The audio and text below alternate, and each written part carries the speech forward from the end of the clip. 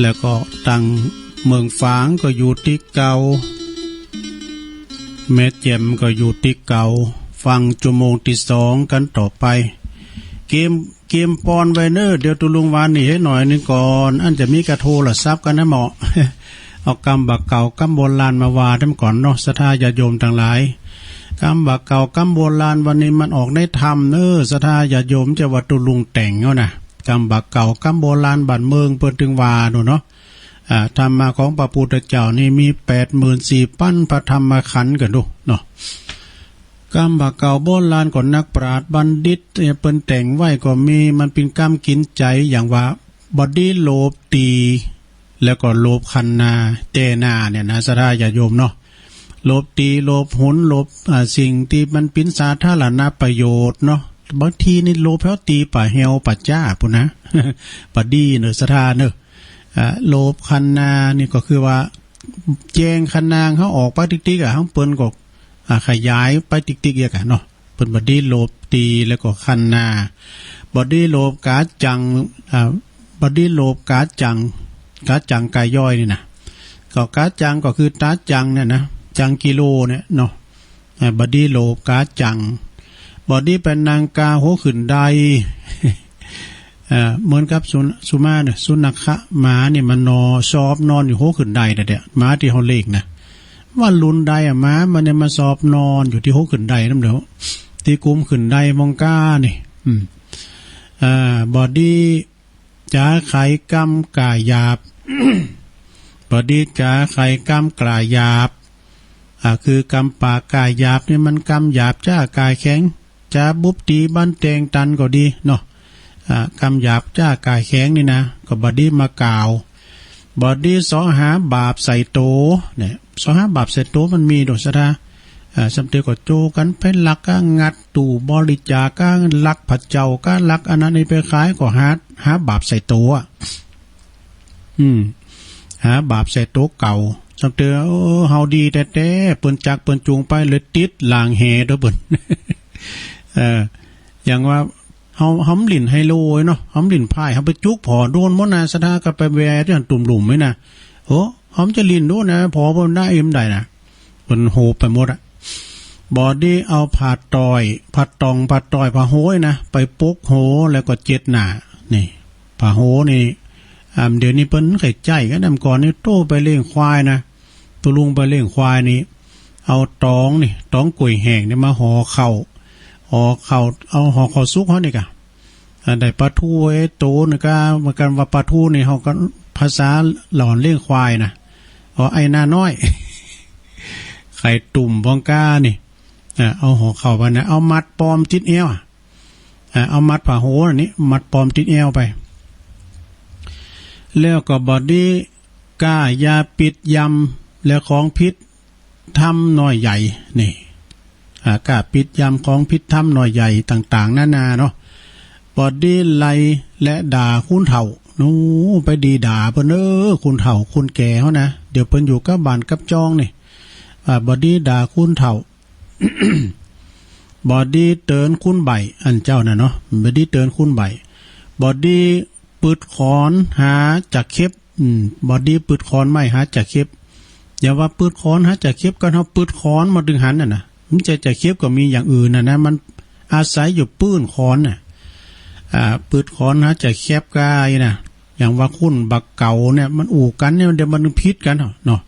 กรรมบักเก่ามันลงแล้วไปแล้วก็แล้วไปผ่านไปเอาใหม่เอาปัจจุบันไว้ก่อนกันอันเดียวเอาคุณนั้นกรรมเก่าพอก็กินเหล้ามันกินเหล้าเมาแล้วมันนึงโอ้กรรมสมัยบละบัดตีก็เอามาคุณมาวาอยู่มันยังจำ เวลามันเมามาย่ำจำไหมนะคือเวลามันเมามาหู้มดนะหู้มดปุโตโป้อมรับนอนมันคุณมาวาหมดบอดี้ตัดเล็บมือคำยำคืนแต่กันเนาะมันถ้าเขาเนอบอดี้ตัดเล็บมือคำยำคืนบอดี้หามหาผีบอดี้หามหาผีบอดี้ด่าจี้และตีพรามในธรรมถึงออกดูบอดี้ด่าจี้แต่แล้วก็ตีพรามนี่นะในธรรมถึงมีบออาการว่าเปิ้นจักหามก็อย่าไปสอดเนี่ยหมูเขาจะหามศึกเอาการมาสอดนี่นะ กันว่าเปิ้นไข่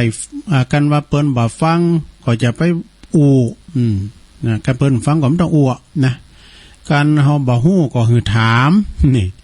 การบ่งามก็คือย่องการงามนั่นคือย่องเด้อการว่าอยู่ในภัยในปงป่าก็อย่าได้ต้ายังเสือการว่าไปเปไปฮือก็อย่าต้าตังเงือกตังจักขี่เพิ่นบ่ดีต้านะเนาะการว่าหยาบนินทาปอแม่ไปเหล่าควันปอเหล่าควันแม่เน้อบ่ดีนะการหันเปิ้นหันเปิ้นมีอย่าไปไข่ใดหันเปิ้นอยากไล่จะไปดูแควนหันเงินแสนอย่าไปอวดอ่างได้ขี่จ้างจะไปลืมดินนี่มันให้ทำเปิ้นออกนะสดาญาติโยมแม่นว่าเตียวดินก็อย่าไปประมาทจังประหลาดตกขุมหันโคนซุมตินไหนก็อย่าไปพอกันวัดที่หันมีต่อก็จะไปกายต่อนี่อันตรายเนอะสดาญาติโยมสัตว์มีปิดนี่อันตรายหมดสัตว์ที่มีปิดนี่นะเพราะว่าจะปิ้นต่อปิ้นเตนปิ้นผึ่งปิ้นยังก็ตามไปไหวใจนะสัตว์สิ่งหิ่งห้อยหมูเนี่ยนะแมลงเนี่ยมันมีปิดอย่าจะไปกายไก่มันแล้วก็อย่าถ้ามีโง่มีควายจะไปถามข่าก่อนนี่บอกโอ้คุณก่อนนั้นเลี้ยงโง่เลี้ยงควายมันถามไม่รับหวานมึง มันดึงหวานไปเลยได้ ถามพอเสียวซับมันหรอกพอเสียวซับเป็นด่าควายจื้อควายไม่แดงก็น่ะไม่รับหวานมึงนี่ มีจ้าง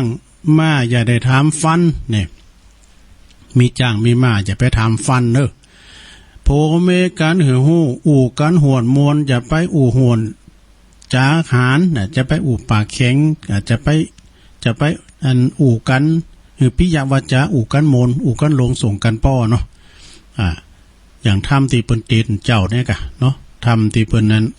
ขึ้นเฮิรนใหม่โพเมกันอย่าพิดกันโพปินไฟเมปินน้ำไม่นะอย่าด่าลูคำโก้เข่านี่มันใครดีเนี่ยก่อนนี่เฮาให้เพิ่งได้ก็ตามเนี่ยระวังตอนกินเข่านั่นเนาะเสือเถ่าเขาอ้ำใจนั้นนี่ปอเขาเนี่ยมันสิหลินงานตอนนั้นน่ะโกให้เพิ่งได้ก็ถึงโกปอโกเมนำก่อนนะเนาะระวังตอนกินเข่าน่ะกำบ่เก่าเปิ้นสอนปันว่าสวรรค์ก็อยู่มีในอกหมอนหกก็มีในใจก่อนทานไฟอยู่ตีปากเนอะนี่กำอู่กำจานนี่การหอมอู่นะเฮาปินนายมันนะการอู่ไปแล้วมันปินนายเฮาล่ะคิงหู้จากไหนมานี่ก็ตุวะนี่เนี่ยมันตุตายเนอะตุวะนี่เนี่ยตุไหนตุยองวะนี่ตายเนอะสุมาเนี่ยกองตุกอยู่ตีตีนตีมือเนอะกองตุกกองอยากนี่นะอยู่ตีตีนตีมือจุงถือตื้อไว้เนอะลานเนอะนี่กำมาเก่าสอนลูกสอนหลานเนอะสดาญาติโยมทั้งหลายแล้วก็ให้หน่อยนึกว่าบอดี้ขาของเล่งบอดี้ขาของเล่งบอดี้เทงเต้าเจ้าบอดี้กินเหล่าซากผีบอดี้พิษเจียงจีและนักบวชบอดี้ใส่ตัวคุณผู้มีคุณอันนี้เจ้าเนี่ยบอดี้ทำบุญเอาหนานี่ไปทำบุญเอาหนาศรัทธาญาติโยมทั้งหลายเอามาคัดให้หน่อยนึงนะศรัทธาอันเปิดว่ามีอย่างล่ำหายกะตัวลุงวัดเตทำเนี่ยเต้นสักคำจะเตทำพวกเจ้ากันเนาะพวกเจ้าก็เตทพวกเจ้านี่จะปันศีลปันป้อนโยงเข่าบาทหมดเนาะพวกนาลงนะลูกเจ้าเนื้อฟังเพลงบักเก่าไปวันพวกนี้จะไหวพระสวดมนต์กล่อมแล้วก็ปันศีลปันป้อนโยงเข่าบาทโยงเข่าพระเจ้าอย่างเงี้ยกะนะแล้วก็จะเตทำบรรยายเนี่ยพวกนั้นเนาะเจ้าในสายนี่ก็มีเนาะแม่จันคำนี่แจ่ห่มลำปางปุตโรพี่น้องลำปางได้75 คะแนน ปอนยาวแต่ยาวว่ามองทำมาลายโผดผูงกรรมดีๆทั้งนั้นสักวันนี่จะไปขอเนี่ยแม่จันคำแม่ปราณีแม่อันนี้เปิ้นอยู่แม่เมาขี่เล็กต่อโทรมาทักทายก็ได้น้ำใจปันป้อนอย่างเดียวหลวงพ่อบุญปันวัดแม่โป่งตุอุ้ยเฮานำไปปฏิบัติกรรมดีๆทางนั้นนะของหลวงปู่เฮาเนาะตุปอหลวงพ่อบุญปันตุอุ้ยเฮาขอบคุณไหวซา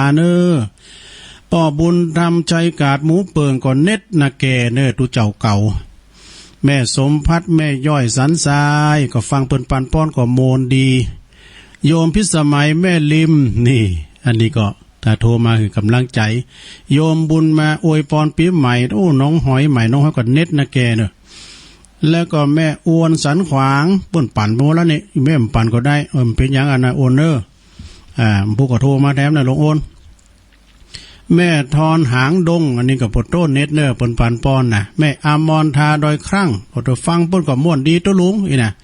ยายพรร้องวัวแดงสันกำแพงเชียงใหม่ปอนซับปีหลวงพ่อมานิดถาวโรอันนี้ก็เดียวอมกำเด้อน้ำเลี้ยวใจเด้อนะหลวงพ่อมานิดนะก็เดียวมันวางเนี่ยเอาเดียวอมกำหนึ่งแล้วก็ปนนั้นเจยกองงามปุตตรูอันนี้ซ้ำเสียงอย่างน้ำไหลเนี่ยปนนั้นเจยเดี๋ยวทำได้ยินแล้วกันเนาะ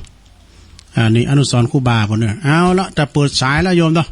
เปิดเจ้าให้หน่อยหนึ่งเจ้ามี13สายสายที่14จะเป็นใครไม่รู้089 955 6506เข้ามาเลยชั่วโมงที่2เนี่ยจะห่างพอนะสายอ่ะ จะโทรกันมารอบ2ก็ได้เอาหลวงพ่อมานิดเข้ามาเลยดักเซฟเว้ยพอจะโทรมาทักทายก็ได้เนอะปันป้อนก็ได้โทรมาหือกำลังจิตกำลังใจก็ได้โทรมาปันป้อนก็ได้โทรมาหือกำลังจิตกำลังใจก็แล้วแต่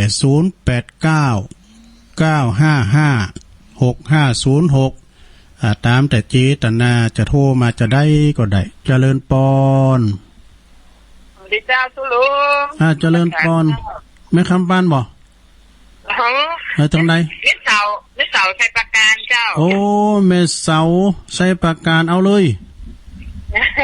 มันมีป้อนเจ้าปิดยังแหละลงบ่ได้เจ้าโอ้ใช้ประการเนี่ยลำเนี่ยโทรมาสักคำเนี่ยตานเจ้าใช้ประการนี่ตานก็เลยโทรมาเจ้าโอ้มันสายมันดึงห่างดูแม่เสาเจ้าตัวนี้ฟังพวกเจ้าเจ้าพวกเจ้าก็มาทำอยู่เนอะฟังทำเนอะเจ้าขอบคุณแม่เสาหลายๆเนอะเจ้าเป็นกำลังใจให้สาธุขอบคุณเปิ้นฟังตลอดแต่เปิ้นโทรมลำติดเจริญปอนไหวซะเจ้าตุลงตั้งใดจะหาบัดที่ลงเจ้าเอาไปน้องบัดที่ลงเข้ามาแล้วแม่หยังก่อในวันนี้แม่วันนี้เนาะวันนี้เจ้าฮะมาลีโอ้มาลีเนาะมานีมานีนอนนิดเนาะนอนนิดแม่มานีขอโทษขอคิดอ่ะบันทิโลงได้เจ้าฟังเกิดปันป้อนนะโมนเนาะนักการฟังปันป้อนนี่โมนน่ะเอาให้หน่อยมันเดียวแม่มาเนี่ยเอ้ยแม่เนี่ยบ่ใจยาวนี่มีน้อยเดียวแค่นี้เอาให้หน่อยได้กับพี่ยังก่อคือลูกคือหลานอันเดียวกันนะตั้งรักได้ดิเจ้าวางหนจูอาจารย์นายวันนี้ก็เป็นวันที่เจ็ดยังเราเลยยามยังปีเก่าทั้งการปีเก่าก็ลงไปแล้วปีใหม่แก้วพยาวันกับมาหลอดมาถึงลูกเจ้าต่างร้ายก็มาชะเจ้าดำโหลูกแม่ก็ได้รับเอาไปไว้แล้วลูกเจ้ายังอยู่ดีมีสุขอายุหมันยืนยาว120 กว่าปีจะปีตีโยมีว่าฉันสุสปาโลโกวินาฉันสุมาเสภาวะอาชีวะจนะจาติจังพุทธาจตานิโรธรรมาวัฉันติอายุวันโนสุขังพลังสาธุจัดเน็ตดูเน็ตกำลังการแม่มานีดีแล้วโทษน้อยเดียวได้แล้วโทษงามโทษน้อยหนาวเอาแล้วค่ะโทษอันนั้นก็พ่อที่บอกมาขี่ลืมเพียงลืมนี่ลืมดีแล้วขอบคุณแม่มานีนักๆเด้อบันทีโลงเนาะเจ้าไว้เจ้าเป็นกำลังใจนะเจ้าขอบคุณหลายนี่มีดบุ่มในฟักเนี่ยแบบว่ามีดคุ้มอยู่ในฟักเจริญปอนจานมัสการรอบ2เจ้าโยมพิสมัยมีอย่างว่าไปเลยมันบัดอย่างมานะอยู่หนุ่มอยู่แต่กันเนาะ เป็นหยัง ฟังแต่ละคนนี่ก็ เน็ตทั้งหมดน่ะได้นี่เฮาได้ไปดำหัวคนอยากได้ฟังได้ปอนแต่ละคนนี่ได้กะปดโทเจ้าเนาะเน็ตทั้งนั้นเลยก็เน็ตไม่แดงเนอะไม่แดงเจ้าแม่แดงมาปันป้อนเนอะตะล่อมดอกตะล่อมเนอะไม่แดงกับตะล่อมเนอะเก่งเนอะแต่เธอไม่แดงดอกตะล่อมอันได้ยินเสียงนี่แล้วโทรมาแต่กะมาเปิดเผยพองเจ้าอันนี้ปอนแม่แดงยินเน็ตเนอะมาเนอะมาเลยแต่ละเจ้าขอบคุณเนอะเนาะสาธุเจ้าสาธุโอ้อันนี้รอบ2เดือนแม่แดงเข้ามาละเจริญปอนเจ้าตอนใดจ้าแม่เดี๋ยวปออูนะได้กะแม่อยู่ไหนมาการครับโอ้บนนั้นอยู่ไหนนี่ปอบุญมีปอแฝกไม่ใจครับโอ้ปอบุญมีอ่ะครับปอแฝกไม่ใจปะเยาปลาแฝกอ่ะปอแฝกปลาแฝกแม่ใจพุ่นน่ะโอ้แม่ใจเหมือนกันได้ครับพะเยาวันนี้จังหวัดพะเยาครับโอ้วันนั้นลงปันป้อนหรอจางไปจ้างอยู่ครับแล้วว่าฟังมาเนาผมฝันแล้วครับปีหน้าปะบุญมีฟังเจ้าแล้วเนาะครับฟังคืน104อ่ะเนาะชุด50ฟังนั้นฟัง YouTube ครับอ๋อดีแล้วขอบคุณหลายๆเนี่ยปะบุญมีเด้อโอ้ปลาแฝกโอ้เปิ้นกดไปคนเดียวบ่เนี่ยเอา0899556506โอ้ท่านพระครูอภิวัฒนวิกรมป้อมตึงพันเนนมาลำรถเปิ้นมาดำโหหลวงปอก้าน่ะไปพุ่นละปฏิหลวงพ่อพุ่นละตึงพันเนนมาลำรถนึงอันปิดโทรทัศน์ก่อนไปโทรทัศน์อยู่อันปิดไปอยู่ก่อนได้อูเลยย่าเจ้าไปจ๋าเจ้าโยมอยู่ไหนโอ้ยปัดตึงเจ้าปัดตึงแม่ยังกับแม่อันแม่ปัดตึงแต่กับแม่ปัดตึงแต่เด้อตึงจือตึงเหมือนเปิ่นเนาะแม่ปัดตึงมนลำเหลือปอนกับมนเนาะแน่ปอนนี่นิดทั้งนั้นเลยเฮ้ยเอาให้หน่อยหรอแม่ปัดตึงเอาให้หน่อยจะไปรอหาปัดตึงบันทีเนาะอันนั้นเนาะจะป้อนไปรอที่ไหนให้หน่อยให้หน่อยก็ได้กัน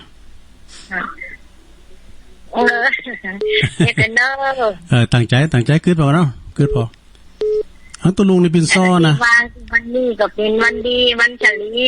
ทางมังกรว่าปีใหม่เกี่ยวกับปีเก่าก็ปนไปแล้วปีใหม่เกี่ยววิญญาวันก็มาจะตอดรอถึงน่ะ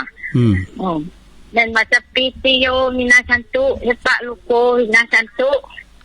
จะปะลูกโกมินาชันตุลืมเหียไปลืมอยู่น่ะอายุวันโนสุขังบัลลังก์กะอายุวันโนสุขังบัลลังก์ตอนนี้ก็ขอคือคาเขี้ยวลูกหลานนี่ขอคือคาเขี้ยวโรคไข้เจ็บทั้งหลายทั้งปวงอันโรคโควิดนี่ก็คือคาเขี้ยวไปไกลๆแม่ล่ะถูกละโอ้ดูจัดเน็ตดูมันเป็นปาจะจับไปไกลๆเอาแฮมไปตัวน้ำดูรุ่นอย่างนี้เนาะอันนี้ก็อยู่ดีมีสุขนะสาธุโอ้เน็ตแม่ปัดตึงผมจะย่อยเนอะทีแล้วกำลังใจตัวลุงเนอะขอบคุณเนอะแม่ปัดตึงเนอะอย่างว่านะทั้งตัวลุงเนี่ยมันเป็นซ้อขอบคุณก็อันนี้ปัดตึงเนอะบันทิโลงบันทิพุนนะพุนปันปอนกว่าจัดโมน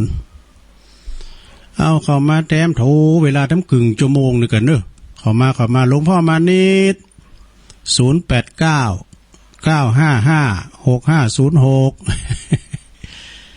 โอ้ท่านพ่อครูเขาเพิ่นมาก็ไม่ได้ไปต้อนรับเพิ่นได้ท่านผอเฮาพระครูอภิวัฒนวิกรมกับตูนมตูน้อยเขาพันน้อยเขาทิมลำรถเนี่ยเพิ่นมาสู่มาคารวะหลวงพ่อท่านพระครูสาธุกิจจันนันท์จะเด้อเดี๋ยวเอาเข้ามาใหม่เจริญปอนก็ เวลาจะมาที่น้ำบ่อสวาจ้ะวันที่7พวกวันที่7ป้ากันแน่นอนถ้าตุลุงมีที่นั่งรถนะเจอกันก็แน่นอนเนาะแม่หยังแม่อายอันนี้แม่อายไม่แม่ชื่อหยังเดี๋ยวไปเจอกันก็เซอร์ไพรส์ชื่อแม่อายเนาะไปเซอร์ไพรส์ว่าลิ้นไผ่ไปเลยนะมันลิ้นไผ่ไปเลยนะมึงเซอร์ไพรส์ก็ฮะเซอร์ไพรส์เซอร์ไพรส์เดี๋ยว7ป้ากันเนาะเจ้าแม่อยู่เมืองฝางไหนกะอำเภอฝางอยู่ไม่อายไม่อายก็พี่น้องไต้นะแม่สุงค่าแม่สุงค่าต้องกำหูเด้อก็ย่ำหูเตอแต่ไปหนักไปหน่อยก็ย่ำหูเตอเนาะแต่ไปหนักไปหน่อยก็ย่ำหูเตอตุลุงก็แต่ติดซอยหอยตามไปอากาศล้นจะมีนี่พี่วัดมาก่อนสักครู่พี่วัดมาก็เปิ้นนั่นก็จะน้ำทีมอะน้ำทีมมาเลยเหรอเปิดน้ำทีมไปกะจะได้หอมไปเลยหอมส่งว่ากะก็หอมหันเลยกะเฮาดึกว่าเอาไปเครื่องส่งหั่นล่ะลูกเนาะหอมส่งตึง2 4เลยบอกสบายเลยพอดีกะขอบคุณแม่อายเนอะแม่อายเนาะปากัน7พฤษภายนจ้ะขอบคุณเด้อพี่น้องแม่อายเจริญปอนครับนมัสการเอาเลยมาแล้วครูบาลังออกวัดเลยแบบเดียวนี้แต่กันฝึกษากับทะเลเพราะเวลาเหลือจะนั่งดูตุลุงยองเนาะเล่นดูตุลุงยองเขาก็ช่วยกันน้อยเนาะเอาได้มาขอมาเอาเงินน้อยเนาะ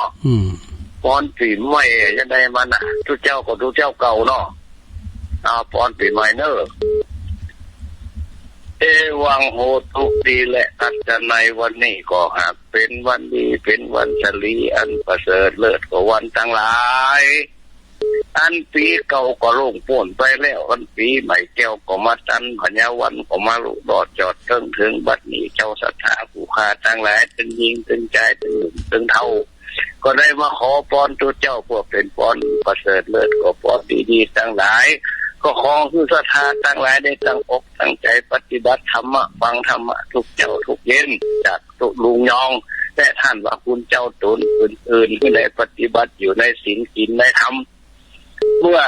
ก็จำเป็นจะทำชั่วก็ขอก็เลยคือเว้นคืออยู่ในกฎเกณฑ์ของพระธรรมวินัยของพระสัมมาสัมพุทธเจ้าคือได้เข้าสู่ถึงนิพพานทั้งหลายอันว่าปีใหม่มาตันแล้วก็ขอคือได้อยู่ดีมีสุขจุ่มหน้าเย็นใจอยู่ก็ขอให้มีใจไปก็ขอให้มีโจกปากแป้คาเซิร์สัตโลหิตมาก็ได้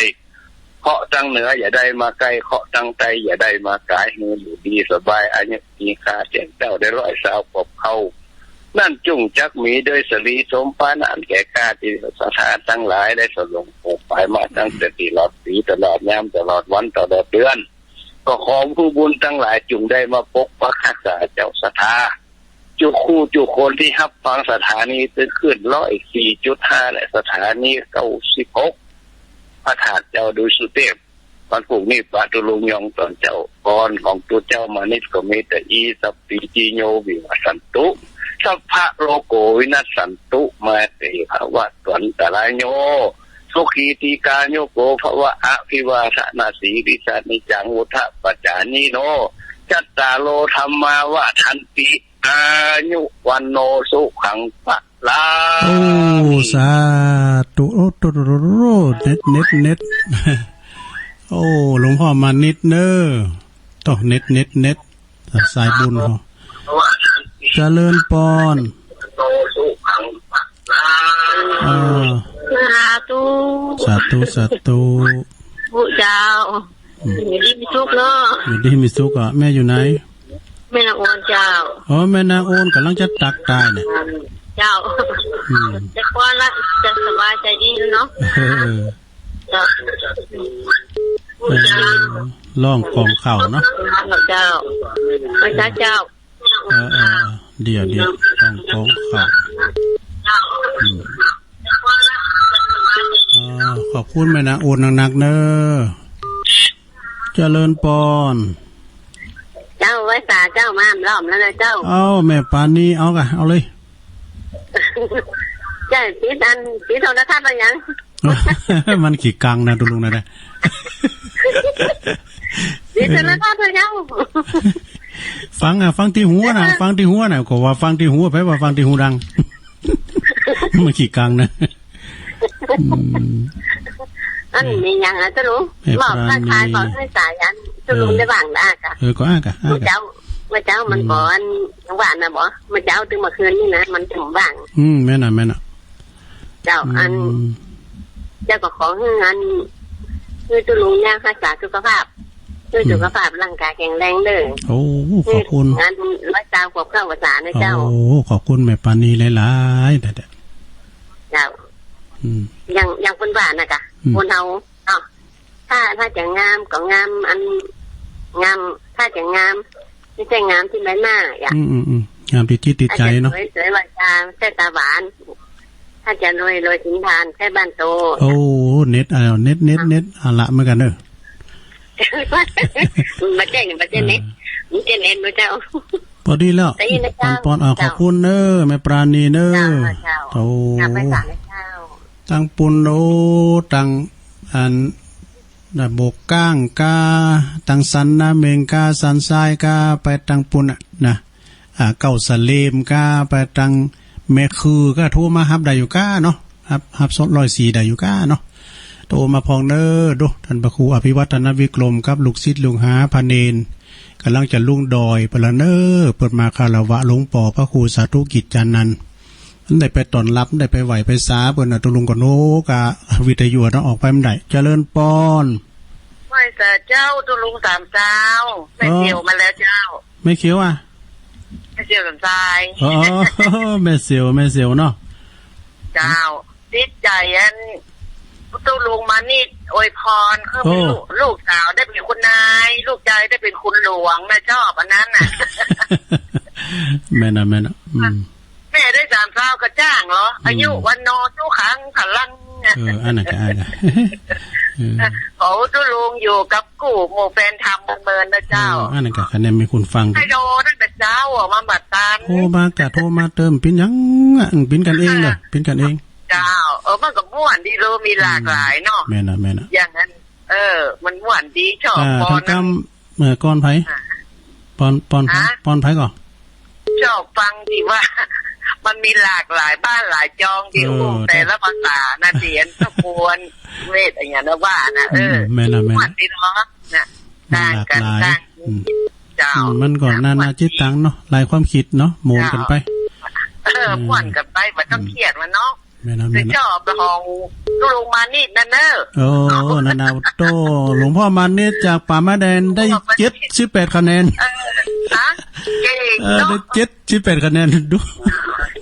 โอ้ลดไปแล้วนะเจริญปอนเจริญปอนโยมอยู่ตั้งใดแม่ยังสีทอนอยู่บ้านป่าไผ่เสือปลายเจ้าโอ้แม่สีทอนน่ะเด้แม่สีทอนป่าไผ่บ่ใครติดตามตุลุงป่าไผ่สันทรายเนาะโตบ่เจ้าก็ได้เมื่อวันก็ป่าไผ่สันทรายดีกะป่าไผ่สันทรายติดอ่ะแขวนละเดี๋ยวนี้ติดแล้วล่ะปันปอนล่ะโทรไปหาเตื้อปันปอนเลยปันบ่ค่อยเปลี่ยนเด้อปันบ่ค่อยแกนของตุลุงอยู่ครับลูกอยากทำมันเมื่อเจ้าแสดงมีคุณฟังแล้วตุลุงใจโหมมีสุขอายุมันขวัญยืนอยู่กับพระศาสนาไปเมินเด้อสาธุยินดีเด้อแม่สีทอนเด้อสาธุเจ้าสาธุเจ้าสายต่อไปแม่สีทอนอันวางหูก่อน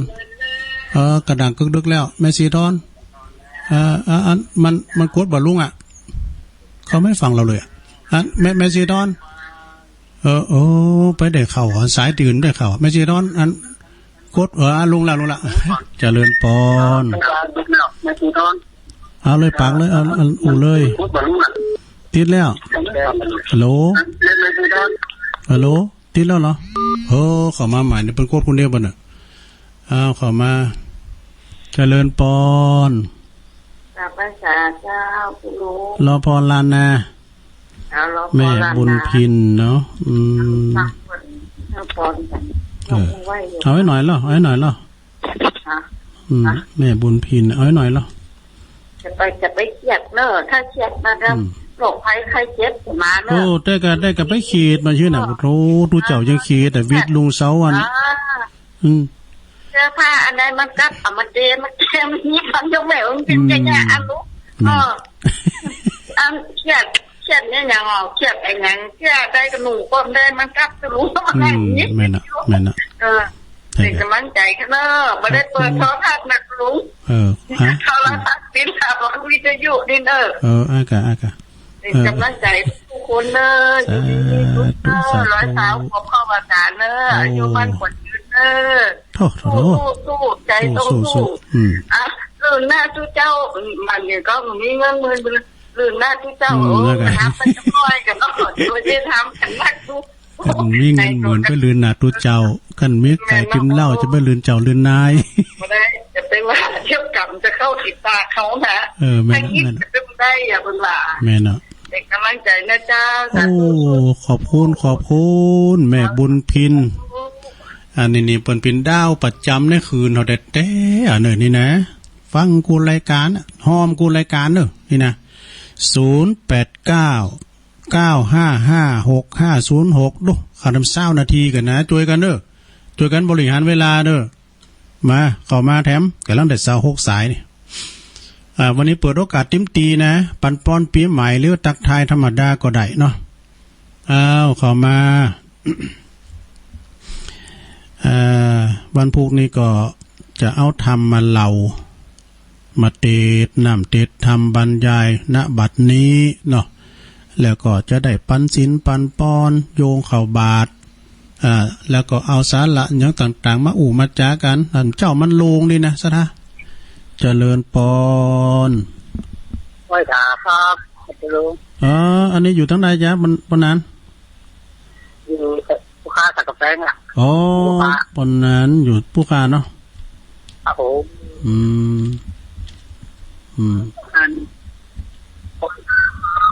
ลุงปัดป้อนนะครับมึงอ่ะเอาเลยลุงอ่ะลุงขนาดน่ะปั่นนะครับมั้งเดี๋ยวปั่นป้อนซอเหรอนะปั้นซอปูคาสันขำแป้งเขาได้ป้อนของพวกพ่อขนาดเนี่ยสปิติโยกวินาสันตุความจันไหลจงระงับกลับหายสปะโลโกตั้งต่อบทปลายก็เป็นโลกตั้งหลายก็อย่าได้มาบางเกิดภาวะตวันตรโยสุขีก็เป็นปอนดีนี้ก็ล้ำเลิศเพราะใครเก๋บ้างฮะ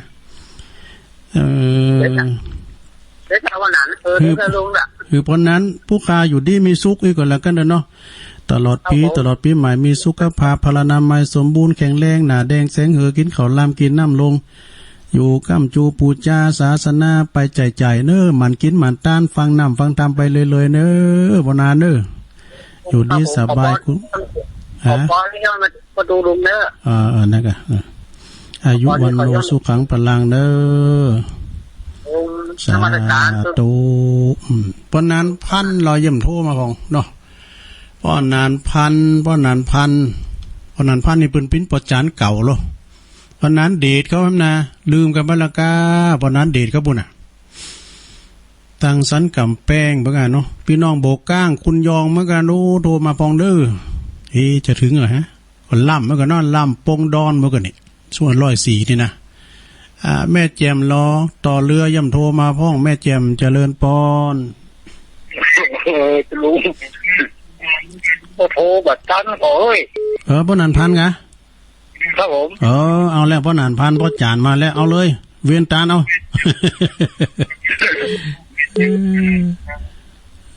พ่อนานพันพ่อจานเก่าเอาครับผมเอาปันปอนก็ได้ได้อยู่บ้านอะอยู่บ้านได้ป่ะพ่อนานอยู่บ้านใดก็อยู่บ้านแม่ปะขามแม่ปะขามเนี่ยปะขามแม่ปะฟางอ่ะครับผมแม่ปะฟางด้วยปนนั้นฟังเจ้าแล้วเนาะครับผมยินดีที่ปนนั้นโทรมานะโต้ห้ามเจ้าแล้วหรอโทร โตโอ้ก็โฮมกันเขาอ่ะก็6นี่แน่นกะมันต้องมาต้องจะโมงที่2เนี่ยห่างนะดูตัวเวลายังเหลือหลายอยู่เหรอเด้อเทพไปนี่แว้นมาถามหน่อยนะกะอันนี้ยังสายมันห่างดูโอ้ขอบคุณปนันพันหลายๆเด้อปนันเด้อบุญนาคาเด้อสาธุโอ้สาธุพวกเจ้าก็มาแถมเจริญปอนอยู่ตั้งใดมาจากแม่เจียนบ้านโตเรียแล้วมาแล้วปุถุชนนำบุญเราขวัญกันเนี่ยแม่ยังก่อแม่สุมาลีเจ้าสุมาลีฟังอยู่ฟังเป็นปอนว่อนเนาะจำไม่ได้อ่ะขอให้คนลุงอยู่ที่สบายได้เจ็บเป็นยังมีเงินอายุมันยืนยาวที่ถึงได้สมดังปรารถนารับขึ้นได้เงินหมื่นตื่นขึ้นได้เงินแสนดีกะเพราะไปอย่างกับเจ็บได้กับผู้สอนออกเจ็บนอกสอนไปนี่ก็มีขึ้นมันยืนยาวไว้ตาข้าภาษาจัตตาโลธรรมาวัตติอายุวโนสุขังพลาตุสาธุขอป้อนนี่ย้อนไปให้แม่เด้อตุลุขอปันป้อนย้อนไปขออยู่ดีมีสุขอายุมันควันยืนมีโจกมีใจรับก็ขอได้เงินหมื่นตื่นก็ขอเงินหมื่นหายแต่กลายเป็นเงินแสนบุรุหิมเดียอยู่ดีมีสุขอยู่บนความจุต่อเรือนะแม่เนาะบันต่อเรือกำลังใจนะเจ้าขอบคุณหลายๆเนอะสาธุสาธุต่อเรือนี่ก็เปิ้นก็จังโทรมานะต่อเรือนี่ตุปีหลงบ่ไปคุ้นเหล่าเป่านี่ได้ลูกตุปีหลงเฮานะเข้ามาแถมศรัทธาพระอย่าโทรมาเข้ามา08995565506มีเวลาทำอยู่เนาะเต็กมาเลยบริหารเวลาช่วยกันวันพุธนี่จะเปิดโอกาสอีนี่มันได้แล้วเนอะ วันนี้มันได้นะเอาติ้มตีเอาติ้มตีฉะนั้นญาติโยมทั้งหลายก็คือใจได้ทายใจถูกผูกใจฟังอย่างของบุญของกันและกุศลเนอที่จะโลมทำบุญหนึ่งในงานเฮาจะทำบุญโครงการซื้อเครื่องส่งสำรองไว้กับสถานี96เขานี่ตามแต่เจตนาเนอะแล้วแต่เพิ่นจะต้านบุญกันเนอะเดือนนั้นสิงหาน่ะนะเดือนแม่บุญน่ะอันนั้นก็ป้าไผก็ได้หอมกันได้นะป้าตุลุงก็หอมได้ตุลุงก็อ่านแล้วก็ตุลุงก็ส่งไปให้ท่านพระครูอภิวัฒนวิกรมกันต่อไปป้าครูบาอาจารย์ก็หอมกันได้เนาะแล้วก็จะไม่ลืมเนอะวันที่7นะวันที่7นี่ก็ไปป้ากันที่วัดน้ำบ่อเศร้าวาเนอวัดของประเดชพระคุณหลวงพ่อพระครูสุจิตานุรักษ์ด็อกเตอร์เจ้าคณะอำเภอฝางเขาก็จะไปปะกันหันเนอดีเจทั้งหลายก็จะไปเข้ามาใหม่เด้อฮับแล้วนี่เปิ้นลดไปเนี่ยเอาใหม่มาไหม110น่ะปลายมันน่ะเข้ามาใหม่ลดขึ้นมาโลเนิ่มเจ้ารถครูบารถครูบากูแก้วไปสาครับว่าสาธกรรมเนาะถ้าญาติโยมความบุญเนอะทุลุงยองเพิ่นก็ประกาศนะเฮาไปทำบุญรอบ2เนาะเจอกันซื้อเครื่องส่งสำรองเนาะวันใดเดือนใดหรือถ้าเขาไปไม่ได้บัญชีของวัดอันของพ่อครูอภิวัฒนวิกรมอยู่ที่ในมือของตุลุงนี่นะตุลุงนี่ตั้งใจเฉพาะตัวเก่าแล้วก็บอกญาติโยมศรัทธาด้วยเนอะช่วยกันเนอะที่เขาฟังถึง104.5แล้วก็ฟังถึงคืน96เนี่ยสัญญาณที่บอกถึงธรรมะธรรมโมของเขาสถานถึงหอมบุญถึงบ้านแม่จ่องสันทรายหมู่2ตำบลมาให้เงินหนองแปกตำบลมาให้เงินหมู่1แล้วก็บ้านน้ำโก้งหมู่ที่1มาให้เงินเหนือหมู่ที่1ช่วยกันไม่โป่งด้วยถ้าไว้วันใดลุงจะบอกขอคือโรคโควิดนี้ปราศจากหายไปเบาๆไปหรือบ้านมาหอมละแต่ยอดเงินเท่าใดเขาจะโอนเข้าบัญชีเงินที่ท่านพระครูอภิวัฒนวิกรมเนอะเอารอบ2อีกาเพิ่นได้ช่วยกันเนาะแล้ววันที่7ไปวันที่7ก็ปากันเนอะตั้งใจแล้วก็ว่าจะไปนะอย่าจะไปอยู่แต่ว่าจะเอาไป4คนป่ะ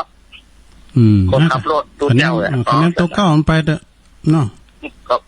ก็น่าก็ถือบุญฮอดดอกก้อนก็ได้ไปทั้งน้ำบ่อสาวาก็ได้ไปอยู่นะก็ได้เป็น30 ปียังไม่ไปตอนนี้เป็นโอกาสดีละบุญเก่าที่เขาสร้างไว้ดังพุ่นอย่างปลานำเอาได้ไปหันอยู่นะทุกคนแม่เขาไม่ได้สร้างบุญเพื่อกันเนี่ยโอ้ใส่ตายห้องเราไปหัวเนาะไปได้70 บาทแล้วครับเดือนนี้เป็นว่าบุญนอได้มาหอบกินหอบทานเนี่ยเนาะนอกเจิญจะร้อนป้อนเขาทานทั้งหลายเนี่ยถึงมาให้เงินหมู่2ก็แก่สุมาเตอร์หมู่2ก็ไม่ได้เงินใจแล้วก็อันนี้ผมไม่แดงหมู่2ผมไม่แดงหลวงนี่นะกันนี่ก็ตีดกันเนี่ยทุกคนฟังผมฟังลุงยองฟังผู้ที่รู้ว่าประจุถึงปุ้น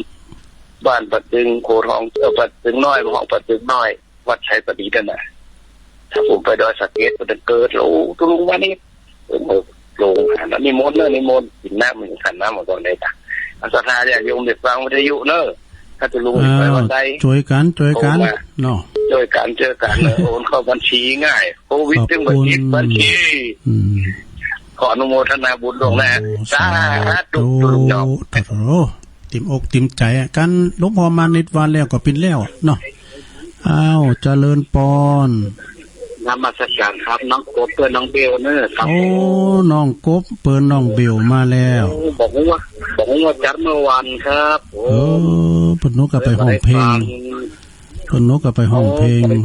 น้องกบเปิ้นน้องเบลบอกว่าจัดเมื่อวานเลยทุกวันศุกร์ผมวันศุกร์เนาะจะได้ก็เป็นกำลังใจให้นอกครับผมขอบคุณหลายๆเนอะน้องกบเนอะครับผมครับนมัสการนะครับสาธุน้องเบลนี่ไฮแซบเนี่ยน้องเบลก็โทรมาได้เปิ้นมาเจ้านะถ้าไปห้องเพลงพวกอ้าวเดี๋ยวได้5 นาทีสดาโทรมาดอกก็เดี๋ยวต่อจากตุลุงเลยนะฟังเนอะธรรมคลินิกนะฟังท่านอาจารย์อนาลายโยอันนี้เปิ้นพระวิปัสสนาจารย์เนอะเปิ้นสอนกรรมฐานอยู่ที่วัดพระธาตุเจ้าหริปุญใจเป็นเจ้าวัดน้องเงิกอันนี้โตตุ้นหนุ่มตุ้นน้อยอยู่เปิ้นจบป.โทกันเนอะแล้วก็เปิ้นจบเปิ้นมาเห็นอันเนี้ยลูกศิษย์ของหลวงปู่พระเดชพระคุณหลวงปู่พระพรหมมงคลมาอบรมเปิ้นเป็นตัวแทนกันนะโอ้ก็เดี๋ยวถ้าฟังต่อตุลุงนี่เนอะวัดไฟหินนี่นะที่104เนี่ยนะท่านอาจารย์อนาลัยแล้วก็ทุกวันพุธโดยตั้งแต่20 ทุ่มไปจนถึง4 ทุ่มพุ่นนะอันนี้ก็ฝากฟังไว้เด้อเนอฟังกันไปนะไปมีปัญหาถามได้นะถามท่านอาจารย์อนาลัยโยเจ้าวัดน้องเงิกตำบลแม่แรงอำเภอป่าซางเจริญปอนติดแล้วเนอฮัลโหลได้เลยได้เลยแม่หยังแม่จันทาชัยประการแม่จันทาชัยประการดูเนี่ยไม่โทรนะเตือนปั๊มติดติดแล้วเหรอไม่ทราบถึงว่าถึงตั้งแต่ตี 3มาแล้วผู้ก็ฟังแล้วเนอะชัยประการอันแม่อยู่อำเภอชัยประการเนาะอยู่บันตาบันตาก็วัดพระเจ้าโพธิ์มั้งมั้ยจ๊ะกะใจวัดนั้นบอนตานะคะสุปัตตนารามจ้ะครับเจอกันก่อนนะตุลุงเคยไปงานปล่อยโลงก่อนมื้อแล้วนะตะเมื่อท่านอาจารย์อเนกเนี่ยเพิ่นอเนกภาพยนตร์กันจ้ะครับที่เพิ่นเอาหนังมาฉายนะเรื่องล่มเกล้ายังจำได้อยู่นะล่มเกล้าก่อนนั้นเพิ่นมีปล่อยโลงวัดเพิ่นใหญ่นะเนาะแม่จันทราชัยประการบันตาเนาะอำเภอชัยประการขอบคุณนะแม่จันทาเนอะเอาปอนนิดหน่อยบอกปอนนิดหน่อยเนาะสปีติโยได้ได้เอาให้หน่อยเนาะเอาให้หน่อยกันเอาเลยวันศุกร์ในวันนี้ก็เป็นวันดีที่ถีอันพิเศษที่แม่เขาลงพ้นไปแล้วที่แม่แก้พยาวันมาลอดมาถึงเจ้ากระตุกเจ้าทั้งหลายกับละเหตุยังที่อดีตเวณีที่เป็นมาแก้วไปก่อนเจ้าบริบาลในพระธาที่ได้น้อมนำมาทุกคนทุกประการการตั้งหลายแต่ว่าสิ่งมาโชว์โทษทุกแค่เขาว่าเขาจะโหสิกรรมไม่ชอบได้กระทำในทางดีทางชอบประกอบไปด้วยมโนปฏิฆาของเจ้ามีสีชาสักสิ่งเป็นที่ถ้าใครก็คืออื่นที่เขาหานที่มีทุกการทุกคำเจ้า กายยิกาสุสุจาดิกาสุพร้อมบริบูรณ์มีสำรังอุดหนุนจนแห้งอย่าให้แห้งทุกประการสมนับคนบ้านกาไหว้เชื่อแท้ดีหรือ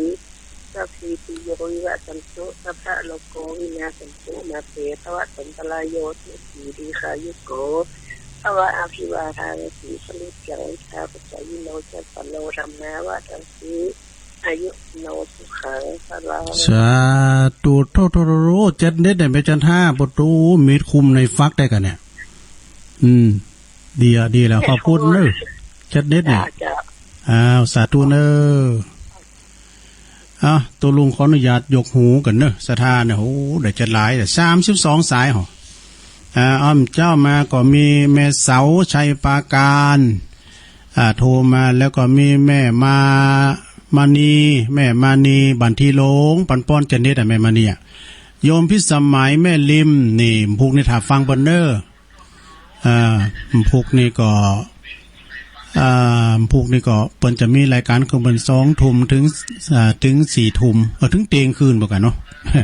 รายการทำมาขายเครียดเนอร์ตัวลุงก็ซุ่มฟังนะโอ้วันนั้นแม่บุญอู่ลงใจแค่เนี่ยบ่รู้น้ำลายปูห่อแม่บุญเปิ้นเป็นกุ๊กหรอป่อบุญมีแม่แฝกเนอแม่ใจจังหวัดพะเยาบ่รู้แล้วก็มีแม่ปาดตึงบันทิด้วยเนอแม่ปาดตึงบันทิปันป้อนจัดได้แต่แม่ปาดตึงก็แล้วก็แม่อายเนอวันที่7ปาการเนอแม่อายนะหลวงพ่อมานิษฐาวโรทองพุทธสำนักสงฆ์หอมบุญอันนี้เปิ้นก็บอกเอิ้นโจรญาติธรรมบนสายของหลวงพ่อมานิษเนอสายของหลวงพ่อมานิษเนอเพิ่นจะไปกินไปตามใดไหนก็ไปโลมก็เปิ้นเนอหลวงพ่อมานิษนี่ก็เป็นเสาหลักตั้งดอยสะเก็ดนะหอมบุญเนาะแม่นางอ้วน